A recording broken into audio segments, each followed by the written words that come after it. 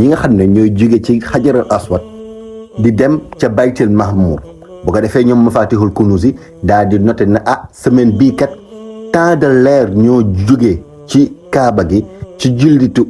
julliwu jullit yi daal di dem asamaan gis na leer googu nag ci suuf lay jaar une fois que jullit bi teg jéewam ci suuf dem ca kaaba ga dem asamaan ñooñu mun nañ wax ni moment boobu loolu mooy seen connexion ak yàlla subhanahu wa taala waaye gis na boo ñëwee ci ñi nga xam ne ñooñu ñooy gën a kawe ñoo gën a kawe degré julli ci jullit yi mun nañ wax wali wi wala ñu ne mu'minuuna haqqan ne gis na ñooñu bu ñuy julli bu ñu taxawee rek dafa am benn genre fil